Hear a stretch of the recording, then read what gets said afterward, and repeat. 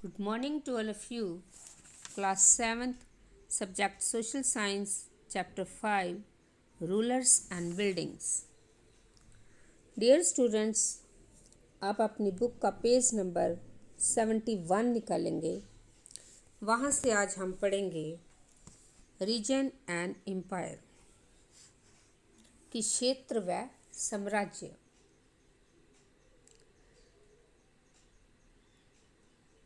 As construction activity increased between the 8th and 18th century, there was also a considerable sharing of ideas across regions.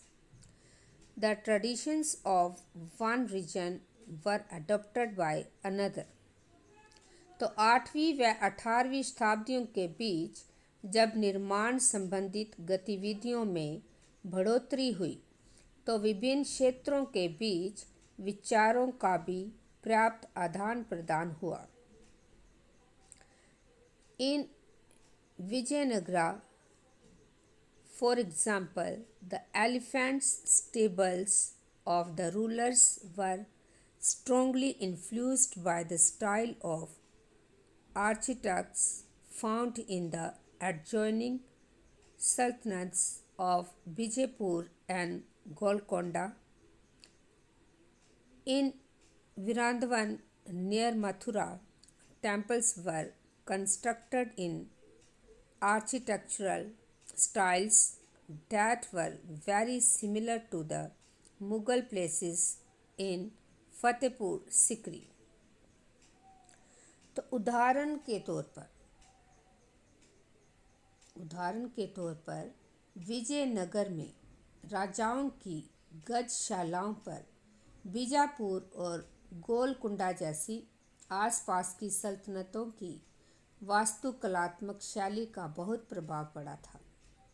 Mathura के निकट स्थित वृंदावन में बने मंदिरों की वास्तुकलात्मक शैली फतेहपुर सिकरी के मुगल महलों से बहुत मिलती जुलती थी। The creation of large empires that brought different regions under their rule helped in this cross-fertilization of artistic forms and architectural styles. Mughal Empire were particularly skilled in adopting regional architectural styles in the construction of their own buildings. तो विशाल साम्राज्यों के निर्माण ने विभिन्न क्षेत्रों को उनके शासन के अधीन ला दिया। इससे कलात्मक रूपों व वास्तुकलात्मक शैलियों के प्रसंसेचन में मदद मिली। मुगल शासन अपने भवनों के निर्माण में क्षेत्रीय वास्तुकलात्मक शैली अपनाने में विशेष रूप से दक्ष थे। In Bengal, for example, the local rulers had developed a roof that was designed to resemble a thatched hut.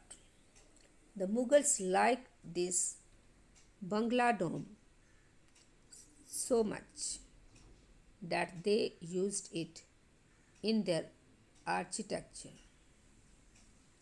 The impact of other regions was also evident. In Akbar's capital at Fatehpur Sikri, many of the buildings show the influence of the architectural styles of Gujarat and Malwa. तो मुग़ल शासन, पहले मैंने जैसे आपको बताया है कि मुग़ल शासन अपने भवनों के निर्माण में क्षेत्रीय वास्तुकलात्मक शैली अपनाने में विशेष रूप में से दक्ष थे।